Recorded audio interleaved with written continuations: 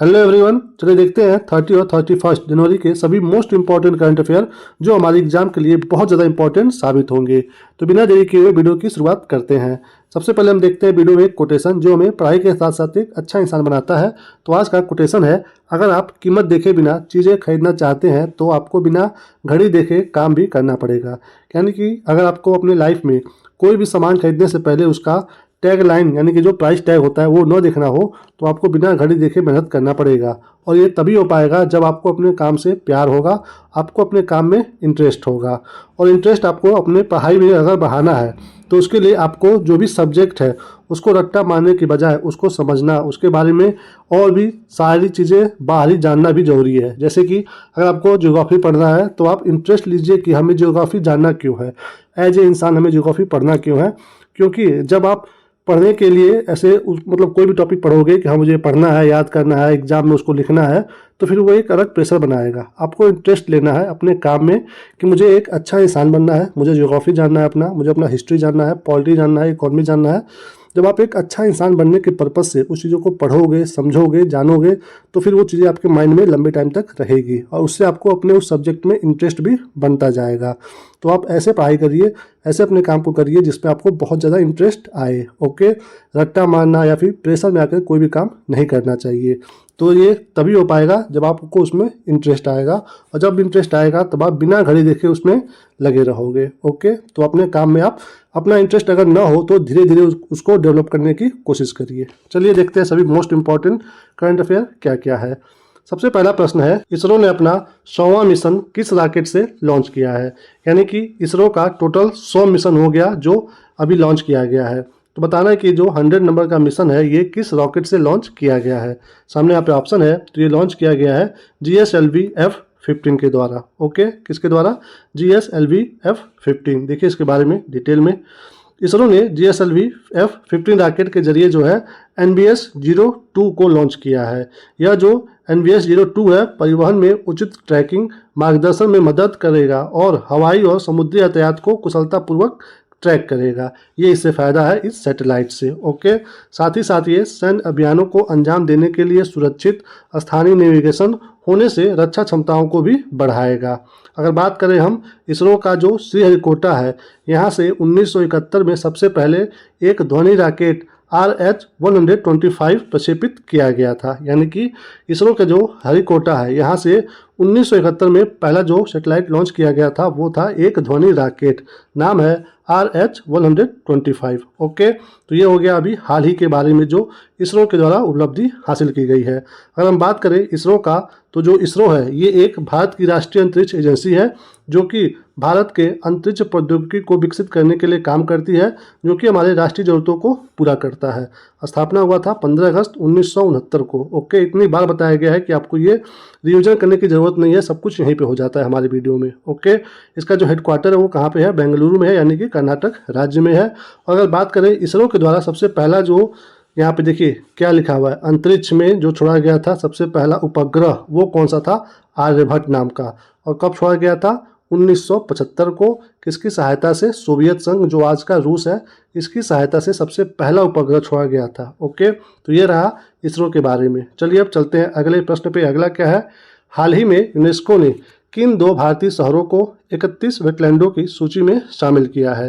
यानी कि जो यूनेस्को है उसकी एक सूची है वेटलैंड शहर की। ओके, तो उसमें 31 देश हैं, तो उसमें कौन से 2 अभी नए भारतीय शहर शामिल हुए हैं। तो सामने यहाँ पे ऑप्शन है, तो अभी जो नए शहर शामिल हुए हैं वो है इंदौर और उदयपुर। कौन है? इंदौर और उदयपुर। देखिए इनके बारे में डिटेल में। यूनेस्को के जो रामसर है वहाँ पे राजस्थान के उदयपुर और मध्य प्रदेश के इंदौर को 31 वेटलैंड मान्यता प्राप्त शहरों में शामिल किया गया है। ओके, यहाँ पे बात हो रहा है इन दोनों शहरों के बारे में जो कि भारत के पहले वेटलैंड शहर बने हैं। ओके, यहाँ का जो एक शहर हमने भी पढ़ा है राजस्थान का उदयपुर, इसको एक अन्य नाम से हम लोग जानते हैं झीलों की नगरी। आपके एग्जाम में सीधे भी आ सकता है क्योंकि अभी ये चर्चा में बना हुआ है, तो एग्जाम में सीधे आ सकता है कि भारत का कौन सा शहर झीलों का नगरी कहलाता है, तो वो है उदयपुर। कहाँ का? ये राजस्थान राज्य का है। बात अगर करें हम वेटलैंड सिटी में अगर शामिल हुआ है तो इसका महत्व क्या है, क्यों शामिल किया गया है इन दोनों शहर को।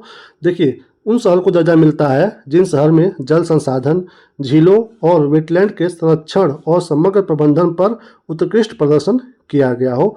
तो वही शहर यहाँ पे शामिल होते हैं। यह मान्यता शहरी और ग्रामीण विकास के बीच पर्यावरण संतुलन बनाए रखने की दिशा में एक महत्वपूर्ण कदम है। यानी कि वैसे शहर जो ग्रामीण से अगर शहर हो रहे हैं तो जब वो बदलाव आ रहा है तो वहाँ पे पर्यावरण का ज़्यादा मतलब क्षरण नहीं हो रहा है, उसको मेंटेन किया गया है, तो ऐसे शहर भी यहाँ पे शामिल किए जाते हैं। ओके, यहाँ पे हमने देखा अभी कि इसको कौन डिसाइड किया है, यूनेस्को। ओके, तो इसके बारे में भी देख लीजिए कि यूनेस्को है क्या। इसको शॉर्ट में बोलते हैं यूनेस्को, हिंदी में इसका नाम है संयुक्त राष्ट्र शैक्षिक वैज्ञानिक और सांस्कृतिक संगठन। इंग्लिश में बोलते हैं United Nation Educational Scientific and Cultural Organisation. Okay, ये इसका लोगो है, पूरे विश्व के लिए ये बनाया गया है। यूनेस्को की स्थापना जो है संयुक्त राष्ट्र की एक विशेष एजेंसी के रूप में की गई थी। कब हुआ था इसका स्थापना? 16 नवंबर 1945 को।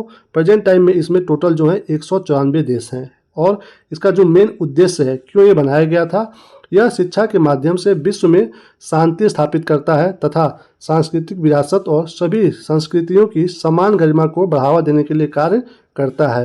यानी कि इसका दो मेन टाइमलाइन है। क्या है? एक तो विश्व में शांति बनाए रखना है, कैसे? शिक्षा के माध्यम से, और सांस्कृतिक जो भी चीज़ें हैं उनको हमें कैसे सुरक्षित रखना है, कैसे उसको आगे बढ़ाना है, इस पे ये फोकस करता है पूरा यूनेस्को। ओके, इसका जो मुख्यालय है, हेडक्वार्टर, वो प्रेजेंट टाइम में कहाँ पे है? पेरिस में है, यानी कि फ्रांस देश में है। तो ये रहा यूनेस्को के बारे में। चलिए अब चलते हैं अगले प्रश्न पे। अगला क्या है? हाल ही में लुकाशेंको को किस देश का राष्ट्रपति चुना गया है? क्या नाम है इनका? लुकाशेंको। तो बताइए कि किस देश के अभी हाल ही में राष्ट्रपति चुने गए हैं? तो सामने यहाँ पे ऑप्शन है, ये दोस्तों चुने गए हैं कहाँ के? बी, बेलारूस के। कहाँ के? बेलारूस। देखिए इनके बारे में डिटेल में। बेलारूस में हुए राष्ट्रपति चुनाव में एक बार फिर से अलेक्जेंडर लुकाशेंको को जीत मिली है। ओके, कहाँ पे? बेलारूस में। यह जो है लगातार यहाँ पे 7वीं बार इस पद पर चुने गए हैं। यह 1994 में यहाँ से लगातार राष्ट्रपति बनते आ रहे हैं। कहाँ पे? बेलारूस देश में। ओके, लुकाशेंको को इस बार 86.8% वोट प्राप्त हुआ है। और ये रूस के जो राष्ट्रपति हैं व्लादिमीर पुतिन, इनके बहुत ही करीबी माने जाते हैं। ये इनका फोटो है। ओके, बात करें अगर हम बेलारूस देश की, तो इसकी राजधानी कौन सी है? मिन्स्क। और इसकी मुद्रा क्या है? मुद्रा है बेलारूसी रूबल। ओके, तो ये हो गया इसकी कैपिटल और ये हो गया इसकी करेंसी। अगर हम इसको मैप में देखें, मैप में कहाँ पे है ये, तो ये देखिए यहाँ पे पूरा ये यूरोप है, और यूरोप में पूर्वी साइड में, ईस्ट साइड में ये है। ओके, अगर हम बात करें यहाँ पे, देखिए यहाँ पे मैप और जूम करोगे तो यहाँ पे देखिए इधर कौन सा मैप में है, ये देखिए ये ब्लैक सी यहाँ पे है, कैस्पियन सी यहाँ पे है। ओके, कैस्पियन सागर ये हो गया, भूमध्य सागर, मेडिटेरियन सी, ये देखिए यहाँ पे इन दोनों के बीच में यहाँ पे स्पेन देश है, यहाँ पे मोरक्को है, बीच में है स्ट्रेट ऑफ जिब्राल्टर। ओके, यहाँ पे देखिए Bay of Biscay, English Channel, North Sea. ऐसे आपको मैप देखते रहना चाहिए। जब भी आप कोई ऐसा क्वेश्चन देखो तो आप एक बार जरूर मैप देख लिया करो कि उसके आसपास में कौन कौन सा एरिया है। ओके, चलिए अब चलते हैं अगले प्रश्न पे। अगला क्या है? हाल ही में ज्योति याराजी ने 60 मीटर बाधा दौड़ में कौन सा पदक जीता है? तो क्या नाम है? ज्योति याराजी। ओके, 60 मीटर का जो बाधा दौड़ होता है, इसमें कौन सा पदक जीती है आपको बताना है। तो सामने आप पे ऑप्शन है, इनके द्वारा जीता गया है क्या? Gold medal. ओके, स्वर्ण, सी। चलिए देखिए इनके बारे में डिटेल में। ये इनकी फोटो है यहाँ पे। ज्योति याराजी ने फ्रांस के नैनेट्स में एलिट इंडोर मीटिंग में 60 मीटर बाधा दौड़ में, देखिए यहाँ पे बाधा दौड़ इसको बोलते हैं। ओके, बाधा दौड़ में 8.04 सेकेंड के समय के साथ ही राष्ट्रीय रिकॉर्ड कायम करते हुए गोल्ड मेडल जीती हैं। ओके, लेकिन आपको यहाँ पे ध्यान देना है, हालांकि वह मार्च में जो चीन में होने वाला है नानजिंग में विश्व इंडोर चैंपियनशिप, इसके लिए क्वालिफाई नहीं कर पाई हैं। क्यों? क्योंकि इसको क्वालिफाई करने के लिए क्या आपको एक लिमिट था कि आपको ये जो टाइमिंग है 7.94 सेकेंड में क्वालिफाई करना है, लेकिन यहाँ पे इनको इतना टाइम लग गया है। तो इसीलिए इसके लिए ये जो विश्व इंडोर चैंपियनशिप होने वाला है, इसके लिए ये डिस्क्वालीफाई हो गई हैं। अगर हम बात करें इनके अचीवमेंट के बारे में, तो इनको अभी हाल ही में अर्जुन पुरस्कार दिया गया था, और इन्होंने 2024 में जो तेहरान ईरान में हुआ था एशियाई इंडोर चैंपियनशिप, यहाँ पे 8.12 सेकेंड का समय लेकर के 60 मीटर में गोल्ड मेडल जीती थी। ओके, तो ये रहा इनका हिस्ट्री। बट यहाँ पे थोड़ा सा निराशा वाली बात है कि इनको विश्व इंडोर चैंपियनशिप में डिस्क्वालीफाई कर दिया गया है। ओके, चलिए अब चलते हैं अगले प्रश्न पे। अगला क्या है? हाल ही में पहले इंटरनेशनल ओलंपिक रिसर्च कॉन्फ्रेंस का आयोजन कहाँ किया जाएगा? किसकी बात हो रही है? पहले इंटरनेशनल ओलंपिक रिसर्च कॉन्फ्रेंस का आयोजन कहाँ पे होने वाला है आपको बताना है। सामने यहाँ पे ऑप्शन है। तो दोस्तों कहाँ पे होने वाला है, ये मिसप्रिंट हो गया है, ये होगा यहाँ पे। तो ये होने वाला है बी, गांधीनगर में। कहाँ पे? बी, गांधीनगर में। देखिए इसके बारे में डिटेल में। भारत जो है 2036 में ओलंपिक की मेज़बानी की तैयारी कर रहा है। इसीलिए भारतीय ओलंपिक संघ जो है, इनके जो अधिकारी हैं और विभिन्न क्षेत्रों के जो विशेषज्ञ हैं, वो गुजरात में एक 4 दिवसीय महत्वपूर्ण आयोजन के लिए एकत्र हुए हैं। इसका उद्देश्य ये है कि भारत की जो ओलंपिक आकांक्षाओं हैं उसके लिए एक ठोस रोड मैप तैयार करना। ओके, तो ये प्लानिंग चल रही है। यहाँ पे बात हो रहा है किसका? भारतीय ओलंपिक संघ के जो अधिकारी यहाँ पे शामिल हुए हैं।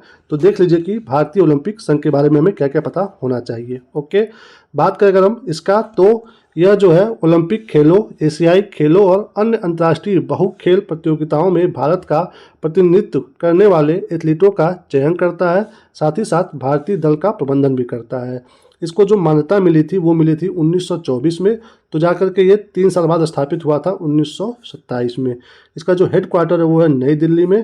प्रेजेंट टाइम में इसकी जो अध्यक्ष है वो है पीटी उषा जी और प्रधान सचिव है राजीव मेहता जी। ओके, आपको यहाँ पे एक क्वेश्चन दिया जा रहा है, आपको बताना है कमेंट करके कि ये जो पीटी उषा हैं ये पूर्व खिलाड़ी रह चुकी हैं, तो इनका संबंध किस खेल से है? ओके, यानी कि ये कौन से स्पोर्ट से संबंधित है पीटी उषा जी? कमेंट करके आपको जरूर बताना है।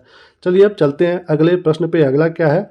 हाल ही में भारत ने अपने तरह के पहले CSIR मेगा इनोवेशन कॉम्प्लेक्स का उद्घाटन कहाँ किया है? ओके, भारत का पहला ये CSIR मेगा इनोवेशन कॉम्प्लेक्स है। तो बताइए कि ये कहाँ पे उद्घाटन किया गया है इसका? तो सामने यहाँ पे ऑप्शन है दोस्तों, ये किया गया है कहाँ पे? मुंबई में। डी, कहाँ पे हुआ है? मुंबई में। देखिए इसके बारे में डिटेल में। केंद्रीय मंत्री डॉक्टर जितेंद्र सिंह ने मुंबई में भारत के पहले CSIR मेगा इनोवेशन कॉम्प्लेक्स का उद्घाटन किया है। तो कहाँ पे हुआ है? मुंबई में। किसके द्वारा किया गया है? केंद्रीय मंत्री डॉक्टर जितेंद्र सिंह जी के द्वारा। ओके, और यह जो परिसर है 9 मंजिला है और ये 24 पूरी तरह से सुसज्जित लैब, फर्निश्ड ऑफिस स्पेस और नेटवर्किंग जोन में शामिल है। ओके, इससे फ़ायदा क्या होगा? हमें स्टार्टअप और MSME को विकास का समर्थन दिया जाएगा। तो ये फ़ायदा है इस कॉम्प्लेक्स का जो कि कहाँ पे बना है? मुंबई में। ओके, चलिए अब चलते हैं अगले प्रश्न पे। अगला क्या है? हाल ही में किस IIT ने शून्य अपशिष्ट बायोप्लास्टिक विकसित करने के लिए केंद्र की स्थापना की है? ओके, तो बताइए कि किसने की है? सामने यहाँ पे ऑप्शन है। ये किया गया है IIT मद्रास के द्वारा। कौन किया है? B, IIT Madras. देखिए इसके बारे में डिटेल में। IIT मद्रास ने रसायन और उर्वरक मंत्रालय के समर्थन से शून्य अपशिष्ट बायोप्लास्टिक्स पहल की शुरुआत की है। ओके, तो किसके समर्थन से? रसायन और उर्वरक मंत्रालय के समर्थन से। उद्देश्य क्या है कि जो भी हमारी अभी तक की पारंपरिक प्लास्टिक का जो बनाने में लागत आता है उसको हम लोग और अलग तरीके से उसका एक विकल्प विकसित करें। ओके, ताकि मानव स्वास्थ्य पर माइक्रो प्लास्टिक के प्रभावों को हम लोग कम कर सकें। जैसे कि आप कल्पना कीजिए कि जैसे मान लीजिए आप कोई फल खा रहे हो। ओके, उसका आप जो छिलका उतार करके फेंक देते हो, अगर उसी छिलके से हम लोग एक बैग बना लें तो फिर कितना फ़ायदा होगा कि आप उस फल को उसी बैग में लेकर के आओगे, फल खा लोगे और जो वो कवर से बना हुआ थैला है उसको फेंक दोगे तो वो आराम से मिट्टी में घुल मिल जाएगा। ओके, और वही जो है प्लास्टिक कई सालों तक मिट्टी में वैसे ही पड़ा रहता है जो कि हमारे इन्वायरमेंट के लिए नुकसान पहुंचाता है। यहाँ पे बात हो रहा है IIT मद्रास के बारे में। तो दोस्तों ये सबसे पहले आपको पता होना चाहिए कि IIT मद्रास है कहाँ पे? ये है तमिलनाडु में। ओके, तमिलनाडु में है और इसका स्थापना हुआ था, इसको इस्टेब्लिश किया गया था 1959 में। उस समय ये भारत में स्थापित होने वाला तीसरे नंबर का IIT कॉलेज था। ओके, और अगर बात करें तीसरे पे था तो हमारे भारत में स्थापित होने वाला नंबर 1 का जो सबसे पहले स्थापित होने वाला IIT कौन सा है? तो वो है खड़गपुर। कौन सा है? खड़गपुर। ये कहाँ पे है? वेस्ट बंगाल में है। इसको सबसे पहली बार 1950 में स्थापित किया गया था। ओके, तो ये रहा इसके बारे में। चलिए अब चलते हैं अगले प्रश्न पे। अगला क्या है? हाल ही में केंद्र सरकार ने बिजनेस डॉक्यूमेंट मैनेजमेंट के लिए कौन सा लॉकर लॉन्च किया है? किसके लिए किया गया है ये? बिजनेस डॉक्यूमेंट मैनेजमेंट के लिए। तो उस लॉकर का नाम क्या है? सामने यहाँ पे ऑप्शन है, तो उसका नाम है एनटीटी लॉकर। क्या नाम है? NTT locker. देखिए इसके बारे में डिटेल में। भारत सरकार ने अपने ई गवर्नेंस प्रोजेक्ट के तहत एंटिटी लॉकर का शुभारंभ किया है। यह लॉकर प्लेटफॉर्म जो है व्यवसायों और संस्थानों के लिए सुरक्षित, कुशल और सुव्यवस्थित दस्तावेज प्रबंधन सुनिश्चित करता है। ओके, और ये जो लॉकर बनाया गया है ये किसके द्वारा बनाया गया है और कौन इसको रेगुलेट कर रहा है? तो ये डिजिटल इंडिया कॉरपोरेशन के तहत राष्ट्रीय ई गवर्नेंस डिवीजन द्वारा बनाया गया है और इसी के द्वारा प्रबंधित किया जा रहा है। तो कौन बनाया है? राष्ट्रीय ई गवर्नेंस डिवीजन। ओके, चलिए अब चलते हैं अगले प्रश्न पे। अगला क्या है? हाल ही में कहाँ प्राचीन उमा महेश्वर धातु मूर्ति मिली है? तो कौन सी मूर्ति है ये? उमा महेश्वर धातु मूर्ति। तो बताइए कि कहाँ पे पाई गई है? सामने यहाँ पे ऑप्शन है, तो ये पाया गया है ए कर्नाटक में। कहाँ मिला है? कर्नाटक राज्य में। देखिए इसके बारे में, यहाँ पे इसकी फोटो है। ओके, कर्नाटक में एक दुर्लभ उमा महेश्वर मूर्ति मिली है। यह जटिल मूर्ति कब की बताई जा रही है? 12वीं शताब्दी की। ओके, और ये जो है दो परंपराओं को मिला करके बनाई गई है, शैव शाक्त और नागपंथ परंपरा। ओके, इसका क्या है? ये अद्वितीय मिश्रण है। ये जो बना हुआ है ये पंच लोहा यानी कि पंच धातु से बनी हुई एक धार्मिक कला की मूर्ति है और इसमें भगवान शिव जी को एक कमल के मंच पर बैठे हुए दर्शाया गया है और इनके बगल में अर्धांगिनी पार्वती, जिनको हम लोग उमा नाम दिए हुए हैं, इनके बाएं गोद में बैठाया हुआ दिखाया गया है। ओके, तो ये रहा इस मूर्ति के बारे में। यहाँ पे बात हो रहा है उमा महेश्वर मूर्ति। ओके, तो हमारे इतिहास में इससे संबंधित एक पंथ भी रहा है, तो अगर इसकी बात हो रही है तो हमारे एग्जाम में यहाँ से भी क्वेश्चन आ सकता है। उमा महेश्वर पंथ जो है इसके बारे में, इसका प्रभाव क्या है, ये हमें पता होना चाहिए। तो इसकी जो उत्पत्ति हुई थी वो किस टाइम में हुई थी? 10वीं और 11वीं शताब्दी के बीच में हुआ था। किस राज्य में? गुजरात में। ये मोस्ट इंपॉर्टेंट है, एग्जाम में आ सकता है। और किसके प्रभाव से उभरा था ये? सोम शर्मा जी के प्रभाव से। तो ये नाम और किस राज्य में उभरा था ये इंपॉर्टेंट है हमारे एग्जाम के लिए इस बार। ओके, इसका जो प्रसार है वज्रयान बौद्ध धर्म की अद्वितीय दार्शनिकता के कारण तेजी से पूरे भारतीय उपमहाद्वीप में फैला था। तो आपको ये भी पता होना चाहिए कि ये कौन सा संप्रदाय जो इसको फैलाया था? तो बौद्ध धर्म का जो वज्रयान शाखा था उसके द्वारा इसको फैलाया गया था। ओके, इसमें जो मेन थीम है वो प्रेम है। ओके, यानी कि जो लव है ये इसका मेन थीम है। यह पंथ शिव और पार्वती के दिव्य मिलन पर आधारित है जो ब्रह्मांड में पुरुष और स्त्री ऊर्जा के संतुलन का प्रतीक है। इस आध्यात्मिक समन्वय ने मध्यकालीन भारत की कला, संस्कृति और धार्मिक प्रथाओं को गहराई से प्रभावित किया है। ओके, तो ये 2-3 चीज़ आपको यहाँ पे पता होना चाहिए। कहाँ पे शुरू हुआ था, किसके द्वारा शुरू किया गया था, कौन सा शाखा इसको आगे बढ़ाया था और इसका जो मेन थीम है वो क्या है? वो प्रेम यानी कि लव का थीम है। ओके, तो ये रहा इसके बारे में। इसी के साथ हम इस वीडियो को यहीं पे समाप्त करते हैं। Thank you for watching.